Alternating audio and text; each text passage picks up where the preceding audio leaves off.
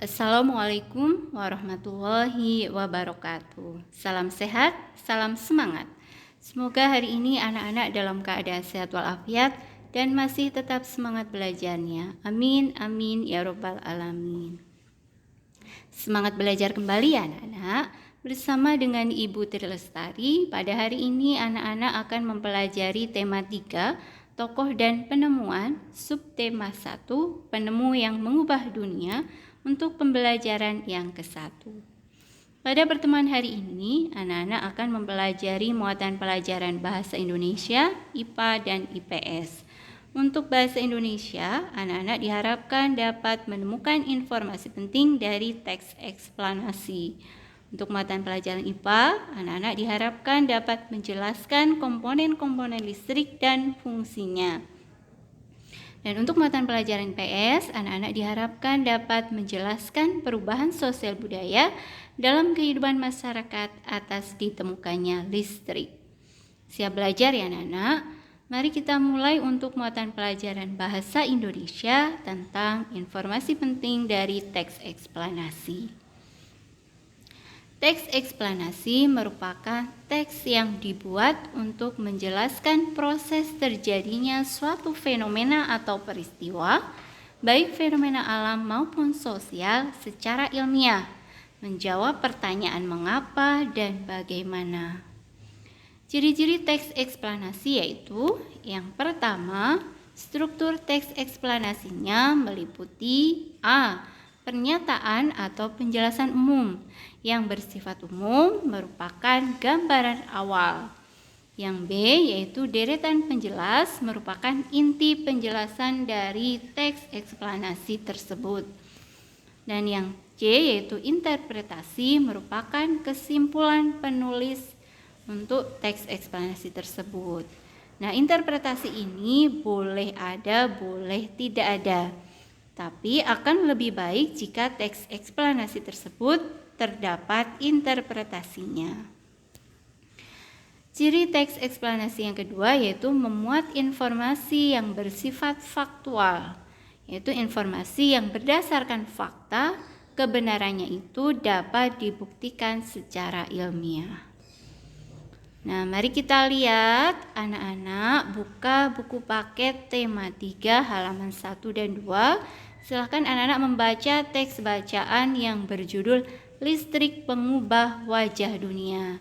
Ini adalah paragraf 1, paragraf 2, 3, 4, dan yang kemudian adalah paragraf 5 dan 6. Mari kita lihat struktur teks eksplanasi pada teks bacaan yang berjudul Listrik Pengubah Wajah Dunia. Nah, untuk paragraf pertama merupakan pernyataan umumnya yang berisi tentang gambaran awal tentang penemuan arus listrik. Nah, yang kedua, struktur teks eksplanasinya apa anak-anak? Iya, deretan penjelas. Ada di paragraf keberapa anak-anak? Ya, deretan penjelasnya ada di paragraf kedua, 3, 4, dan 5. Deretan penjelasnya berisi tentang pengertian arus listrik, proses dihasilkannya arus listrik, penyaluran arus listrik, dan rangkaian listrik. Itu merupakan deretan penjelas dari teks eksplanasi yang berjudul Listrik Pengubah Wajah Dunia. Kemudian paragraf ke-6-nya merupakan interpretasi kesimpulannya, yaitu apa anak-anak? Kita harus bijaksana dalam menggunakan listrik, mengingat pentingnya peranan listrik bagi kehidupan manusia. Paham ya anak-anak? Silakan anak-anak belajar kembali tentang struktur dari teks eksplanasi.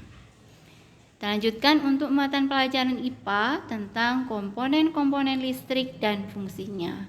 Coba anak-anak perhatikan, ini adalah bagian-bagian dari senter yang sudah kita buka satu persatu. Nah, ini anak-anak bisa melihat bagian yang sudah diberi nomor 1. Ini merupakan baterai sebagai sumber energi. Yang kedua merupakan lampu sebagai penghasil cahaya. Yang ketiga adalah lempengan logam atau kabel yang mengalirkan arus listrik dari sumber energi. Kemudian yang keempat apa anak-anak? Ya, keempat adalah saklar. Ini fungsinya untuk memutus dan menyambungkan arus listrik. Dan ini yang kuning merupakan wadah atau casingnya sebagai isolator supaya bisa menahan panas. Kita lanjutkan untuk mata pelajaran IPS, yaitu tentang perubahan sosial budaya dalam kehidupan masyarakat atas ditemukannya listrik. Listrik sangat bermanfaat bagi kehidupan manusia, sangat membantu manusia dalam melaksanakan aktivitasnya sehari-hari. Ini adalah beberapa contoh manfaat dari penemuan listrik. Dahulu sebelum ada listrik, ruangannya gelap ketika tidak ada cahaya matahari. Nah, sekarang dengan adanya listrik bisa menyalakan lampu, ruangan menjadi lebih terang meskipun pada malam hari.